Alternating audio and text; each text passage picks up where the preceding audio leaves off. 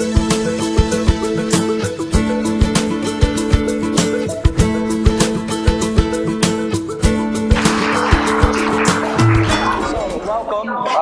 to Green Street Health Center. Donna was going to steal the little-known fact that this was once a Catholic elementary school where my mom went to elementary school. So it's always fun to have those kind of little connectors as part of a community. I was born in Staten Island, New York, but moved to Middletown at the age of 12, and I've been here. I left to go to UConn, so it's nice to have UConn in the house, and I was really involved in the Center for Community Engagement, so it's exciting to have you here today, and I'm excited to kind of have this opportunity to talk to you guys today. The plan is to really allow this to be a workshop that creates an action plan. Get it? Because we said we weren't going to do a workshop. It wasn't going to create an action plan. The idea today is just to build. I got a lot more where that came from. But the idea today is to really kind of help you think about engaging young people.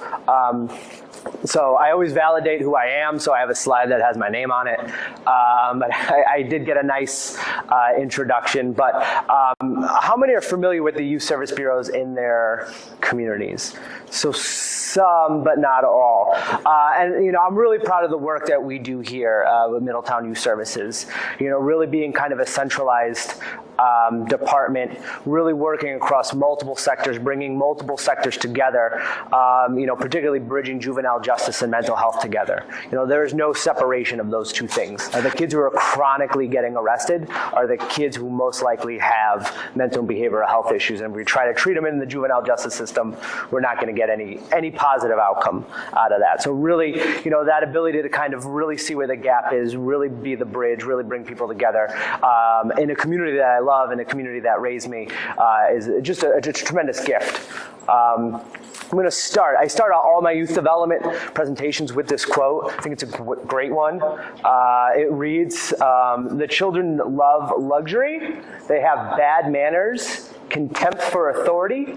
They show disrespect to their elders. They no longer rise when they enter the room, and they contradict their parents and are tyrants over their teachers." That's not the uplifting, positive note probably you thought we were going to start with. The reason I share this is because, you know, this is a common thread that when we talk about kids today, that comes up. Right? This is the worst generation we've ever had. You know, look what they're doing about cyberbullying online. Like these kids were the ones that invented bullying, or they invented being mean. It's not the case. And I mean, it's not the case with this quote. This quote's 2,000 years old. It's all about perspective. It's all about perspective. We can use a positive lens when we look at our young people, or we can use a deficit lens. And particularly with teenagers, how many of you work with teenagers? The particular attribute is we're really good at looking at young kids through that positive lens. That drawing's great. You did this, you did this. And then all of a sudden they hit a certain age and you're like, you know, if you want to go to college, you pull up your pants. If you want to do, you know, and we look, all of a sudden we feel like we have to train them, and we have to pick apart everything they're doing wrong to make sure everything they do is right. And that's just, I mean, we as human beings, no one would want to be treated like that, whether we're adults or kids. So it's important to keep those things in mind. So I think this is a really interesting topic. I think it's a really timely topic. A lot of the work that I'm doing in juvenile justice and mental behavioral health is around creating a network of care. And for those who are familiar with some of this stuff, in Public Act 13178, which is the Comprehensive Children's Mental Health Plan, or the stuff that lists are doing around juvenile justice, the push from the state is parent involvement, parent involvement, parent involvement, parent involvement. Sometimes they actually say parent and youth involvement, but it feels what they mean is parent involvement. And that to me, that's a struggle. You know, because there's no better expert at being a kid than a kid. And we have to really kind of tap into their creativity, their ingenuity, their problem-solving skills to fix a lot of these problems. So just to put the next slide into context, we do a lot of work around surveys and helping use data from these surveys to talk about what's going on in our community. Anybody familiar with the developmental assets, the 40 developmental assets? There should be more hands, so hopefully that's one of the takeaways you have.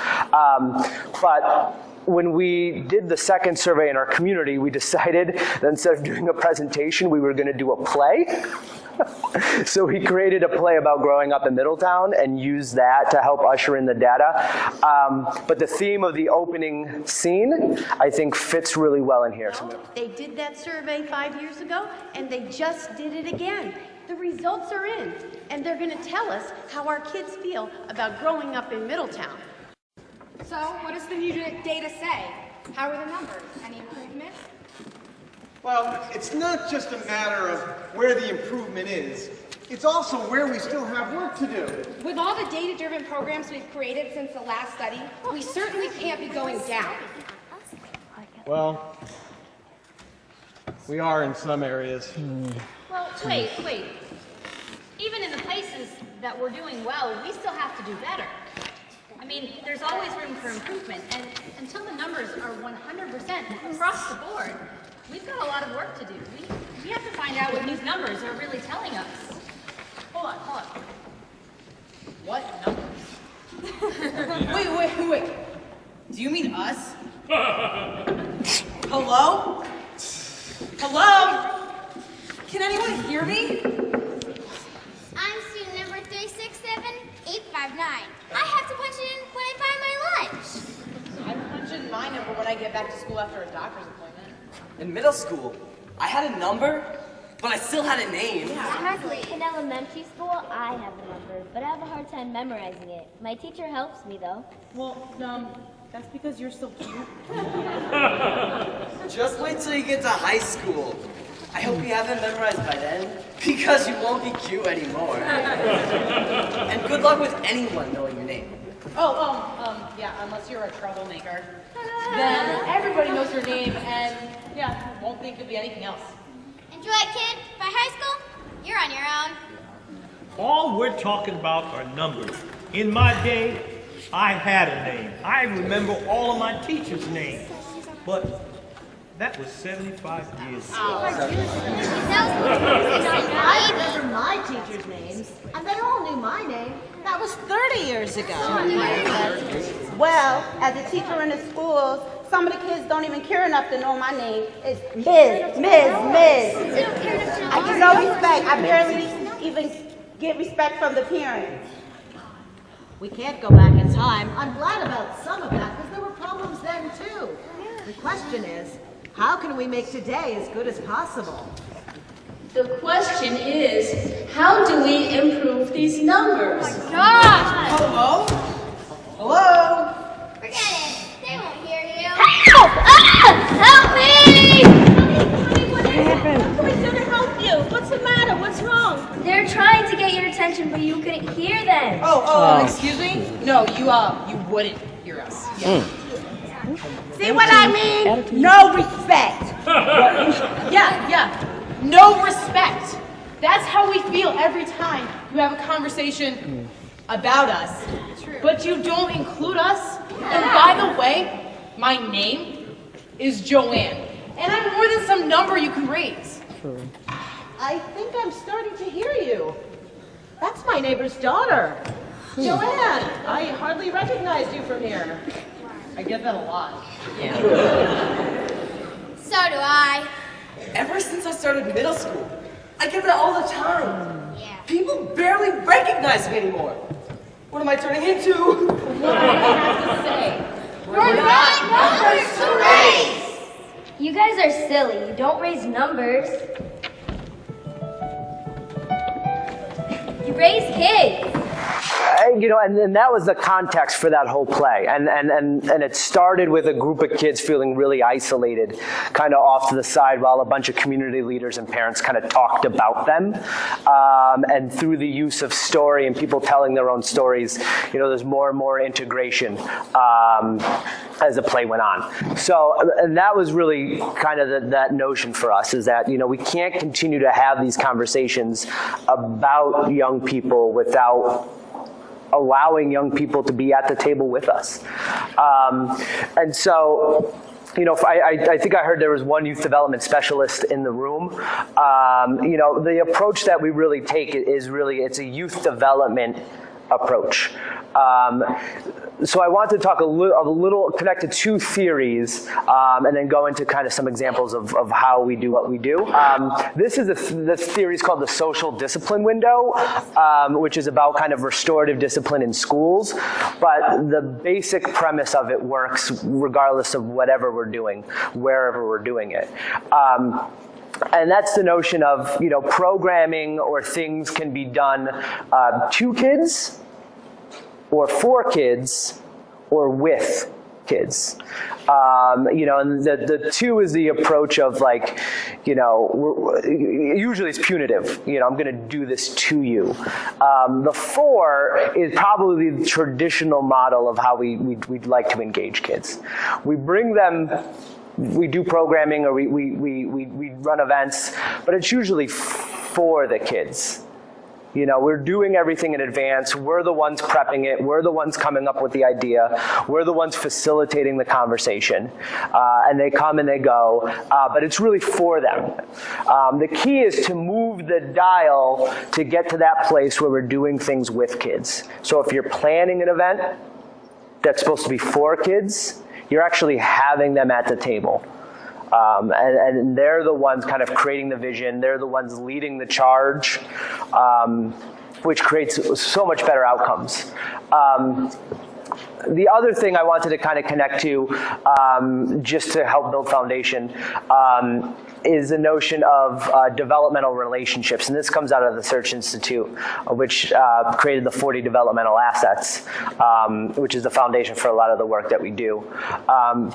And it's really about expressing care, which is really that piece around building relationships, challenging growth, inspiring, expecting, stretching, but also setting limits, you know, which in that other slide, you know, it's not only about really maximizing support, but it's also maximizing control. It's setting that boundary, which is a really important piece to this. Providing support, sharing power, which is a really difficult thing for many of us to do, whether it's we're talking about parent engagement or we're talking about youth engagement. The sharing the power, sharing the responsibility is sometimes one of those the biggest hurdle to get over, because it'll be better if I do it. You know, it'll be quicker if I do it. But sometimes quicker is not always better. And then expand the possibilities. This is really an opportunity to show kids new horizons that they didn't necessarily think were in front of them. And for many of our kids, this type of programming, this type of engagement really is the game changer for them. So using those two things, you know, the keys to engagement for me, and again, these things aren't necessarily rocket science. You know, these are all things that we know to be inherently true. The key is what's common sense isn't always common practice. So there are things that we recognize that we should be doing and are important to do, but don't always make it into the everyday process of what we're doing. So the primary key is relationships. That's not a really awful acronym, but I just wanted to really promote, you know, this notion of relationships. The best engagement we've ever had, coincidentally, were with the kids we had the best relationship with. And it shouldn't be a surprise. You know, the kids who, you know, when you think about the notion of caring and support that came up in that developmental relationship piece, that's what's going to drive your engagement. Provide context. So whenever you involve kids, particularly if it's in a meeting, they have to know what their role is. Why are you asking me? So sometimes it's like, what's my role as a kid? Or what's my role as a kid who was a dropout and is now trying to come back? What's my role as a kid who's been engaged in the juvenile justice system? What's my role as a kid who is engaged in all this community service stuff? You know, what hat are you asking them to wear, and really spell that out? And what's been going on? Give them the context. Give them the tenor of the meeting that they're going to walk into. Don't just kind of bring them in to bring them in, but really kind of explain, well, it might get a little tense. A couple people don't like each other. You know, if you want to talk, raise your hand. If you want to talk, just chime in. You know, give them the culture of the room they're walking into. You have to provide capacity. So that's about building perspective and educating kids. It's about teaching skills and then practicing those skills. It's about providing models and building outlines. So showing them how to do it, leading the charge, and then allowing them to follow in your footsteps, having them do those things, and build confidence. Always avoid tokenism, and I think if you do those things, you avoid tokenism. But when we talk about parent engagement, we talk about youth engagement, that happens a lot. You know, we just kind of plop a parent down. You know, folks want to just check off, oh, we had a parent at the meeting, that was great. But tokenism isn't really engagement. Just because somebody walked in the room doesn't mean they were engaged. And make it culture. And this, to me, would be the second most important piece after relationships. You know, I mentioned with common sense isn't always common practice. You got to make it culture. It's got to be repetitive. You know, the key to developmental assets for me is intention. You know, it's not about doing good things for kids. It's about doing good things for kids on purpose. It's about moving to that place where even if you're not doing something, you're at least realizing you didn't do it. You know, it's part of your behavior, it's part of your culture, it's part of your priority. It's just what you do. It's got to be part of your culture. So I wanted to just show a couple of examples of some programming that we do that is really high on youth engagement. And remember, it's not to, not for, but with. So with, you know, youth as resources and youth as actors. You know, we want to move away from youth as recipients of a program to youth as actors within a program. So the first one I just want to mention is Dragons in Action. It's our student leadership group at Middletown High. The important thing to just take away from this group for us is that it's literally, we show up, a bunch of kids show up, and we say, what do you want to do? And then it's their agenda, it's their table, and it's about having at least one adult there just to facilitate it and to get them the things that they need that they can't get for themselves, whether it's a budget or a connection to another community agency or organization. It's about us giving them a table and giving them opportunities to be engaged, but them creating that path themselves. That's a picture of their whiteout night, which is a partnership with the local prevention council. They walk up and down Main Street right before New Year's Eve, trying to tell people not to drink and drive, which is always a fun night. The next one is kind of a step up, and that's the curriculum's called Participatory Action Research. It's an opportunity to bring a small group of kids together where they pick a topic through consensus and then learn research skills to then fully research that topic and then give a presentation to the community on that. So in the past we've done, you know, role models, cyberbullying, what motivates kids to be successful in school, what builds resistance kids in schools. But it's it has the outcome of a bunch of kids do really cool research on a specific topic and then they present it. But it also has this, you know, when we talk about building skills and building leadership and building capacity, so really this is like the freeway to that. Really gives kids that opportunity and kind of builds them up. And that's a picture of one of their presentations. One of the things we're really excited about, kind of an organic creation here in Middletown, was our Youth in Government program. Created out of the Developmental Asset Initiative, Survey 1 said that 19% of our students feel valued by the community. So in a conversation with then Mayor Seb Giuliano, we asked the question, well, what makes people feel valued? Having a voice. So we modified or created a city ordinance that appoints teenagers to different boards and commissions throughout the city. So the Board of Health, the Park and Rec Commission, the Commission on the Arts, the Youth Services Advisory Board. I think there's about 15 different boards and commissions throughout the city that now have to have a young person appointed as a regular member of that commission, which is really cool. But we noticed It's still a great program, and we've had to kind of be a little smarter about some of the programs and the commissions that we had kids sit on, because some were just a little hard to understand or a little boring. And when I say boring to them, it's probably boring to us too. But we had to modify that. So as we kind of culled that program a little, we also realized, well, what other opportunities do we have out there? So with Mayor Drew now, we've created the Mayoral Youth Cabinet, which now creates a new table for young people who once a month sit down with the mayor and talk about different city issues, either that come from the kids or come from the mayor. And it's provided this really cool engagement opportunity for us to build that relationship with a group of young people and our chief elected official.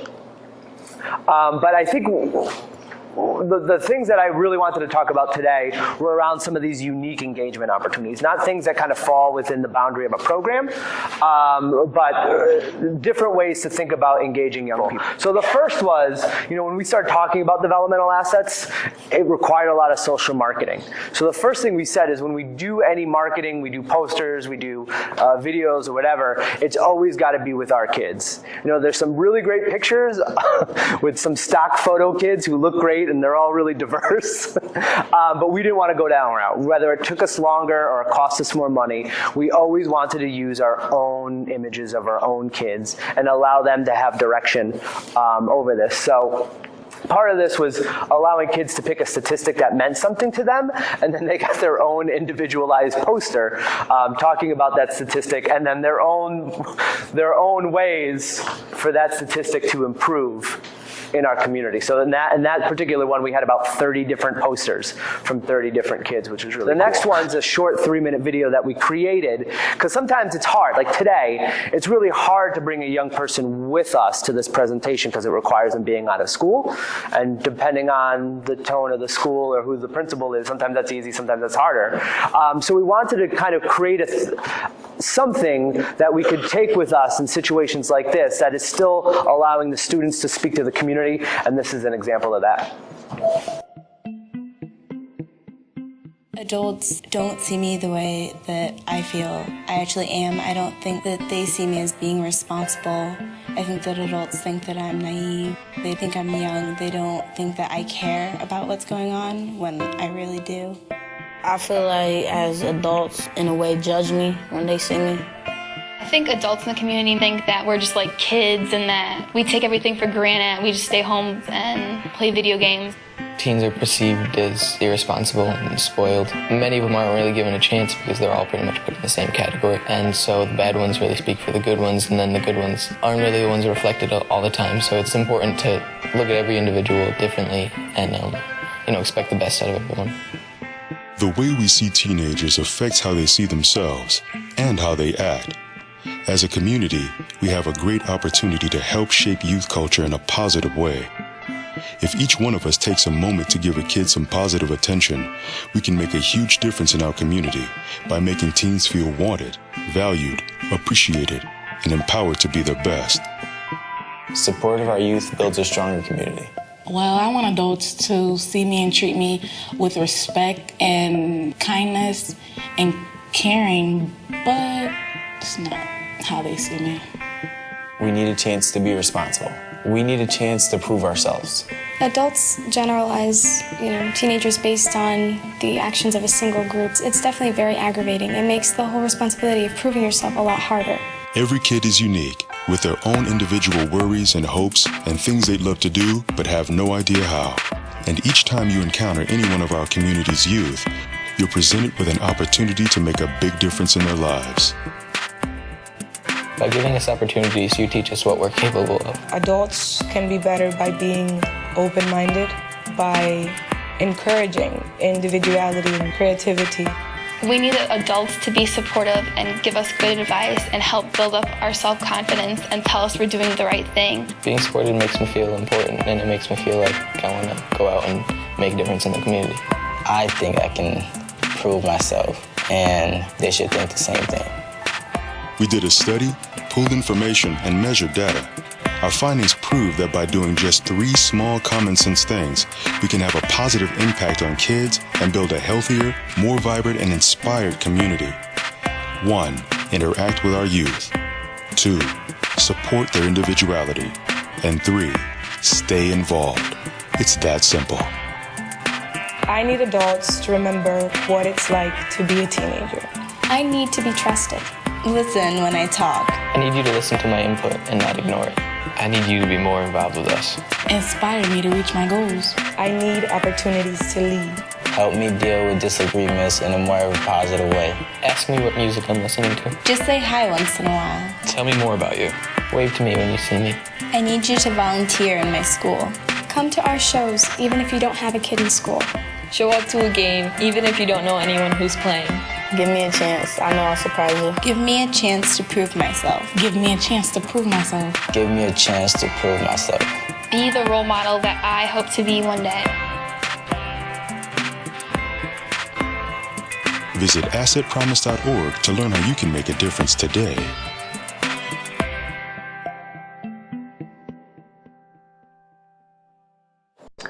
So most of that stuff was covered in the developmental relationship slide that I had for you, but in my opinion, it's much more effective coming from even if it's just a video of them.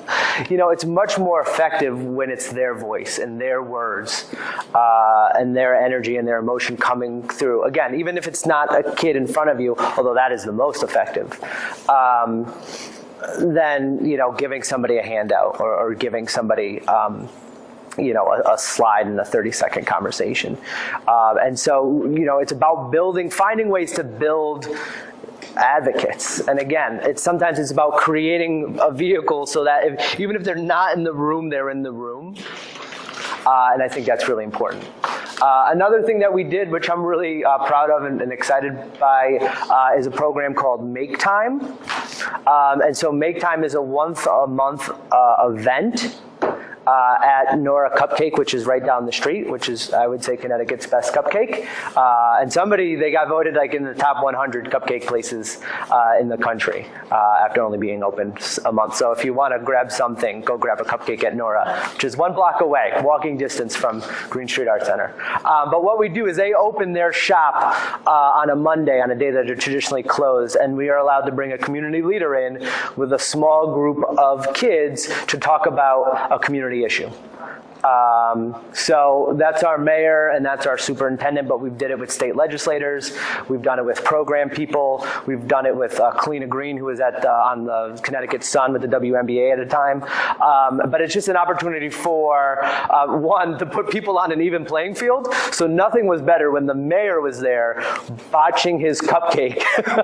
And then we had the 16-year-old girl who was better than the people who work there. But the nice thing is the first half of the program is really just decorating cupcakes. So everybody's kind of on that same playing field. And then the second half of the thing is this kind of sit-down conversation where they're eating the cupcakes, but having a meaningful and strategic conversation. And the key takeaway from this, not everybody's going to have a cupcake shop that will open once a month for them to come in, but can you do something around a cooking class? Can you do something around some type of activity that will make an adult, because not every adult feels comfortable talking to young people.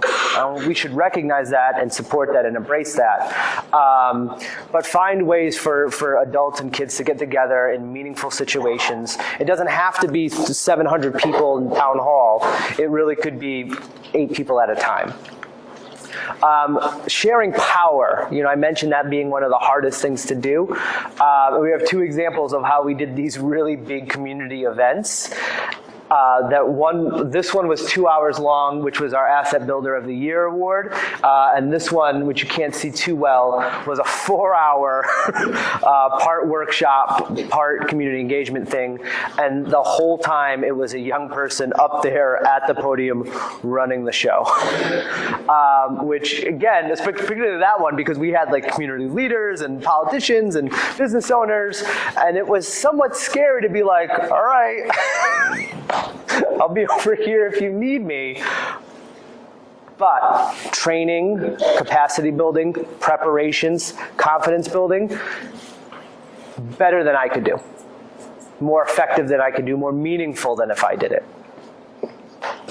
And it just presents these amazing opportunities also to showcase to other people who might not think this way about kids, about what they're capable of doing, which is just really important.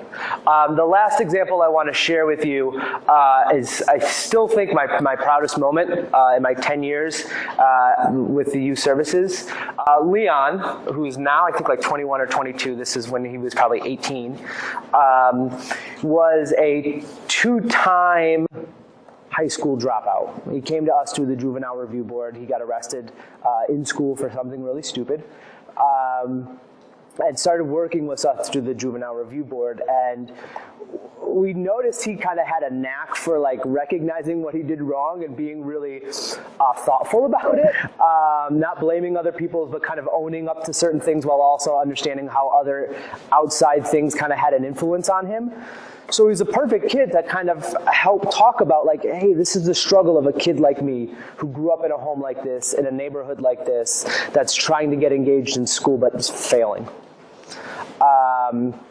And we had him, he did a ton of presentations for us, and he was at a legislative breakfast one day talking about juvenile review boards and the importance of review boards. And somebody from Congressman Larson's office was there and like ran over and scooped him up and gave him a big hug. And apparently Congressman Larson, who I'm excited just won his recent re-election, apparently was the first congressman in the history of the United States to create a youth cabinet. So the mayoral youth cabinet actually was a brainchild based on what Congressman Larson started doing. And they were partly involved in the Harriet Beecher Stowe Center's, I think it was like the 200th birthday. And this was an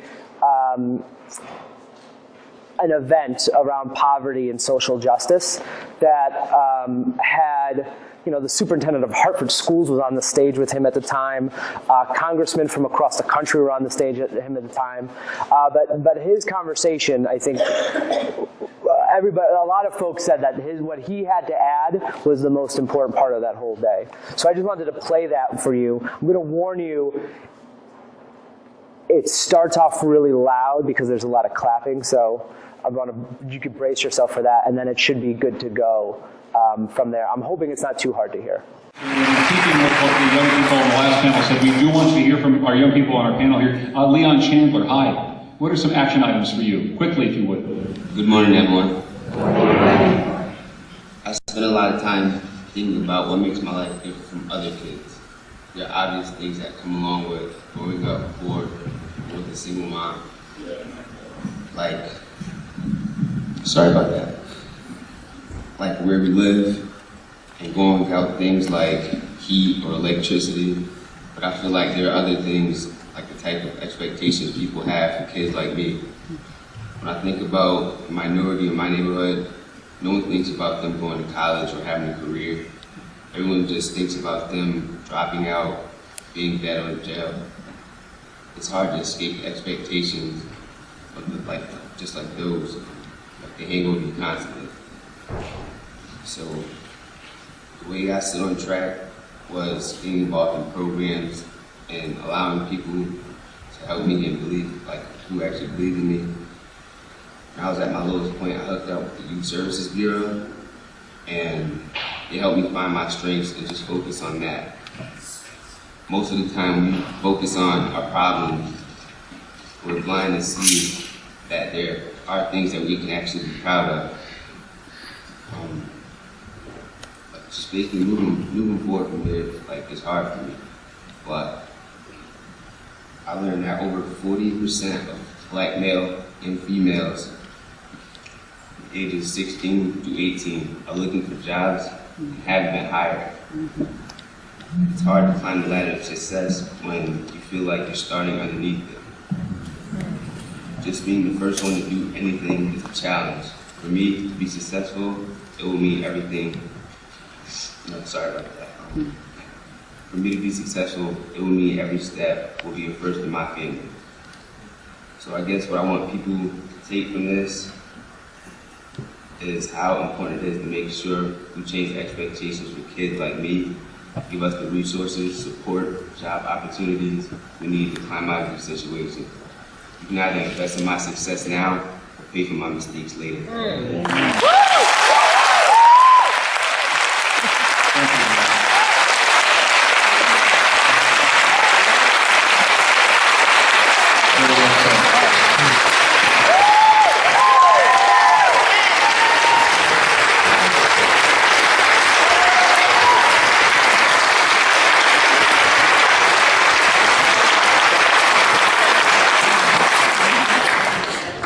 so it's this really cool moment. Again, like Jesse Jackson Jr. and Congressman Clay, like all these prominent folks all day speaking and speaking and speaking. It's the only time people got off their butts. It's the only standing ovation of the day. And again, these are all things that, like, I've said, focus on strengths, don't focus on deficits. Give kids programs. You got to engage them. But again, coming from him, much different than coming from me. Much different coming from any of us. Again, it's about giving kids the voice, but it meant sitting down with him, writing a speech, practicing a speech, rewriting a speech, re-practicing that speech. It meant going out and buying him a shirt, buying him a tie, showing him how to tie the tie, showing him how to tie the tie again, tying the tie for him, but doing all of these things so he walked into that room feeling prepared. That he had the confidence. Again, remember that developmental relationship. He said he had the confidence to do well. So again, it would have been easy just to give him, like, all right, you got a minute, write something down, and you bring him to the event. You have to build that capacity, and it takes time, and it's an investment. But just like he said, you can either invest in my success now or pay for my mistakes later.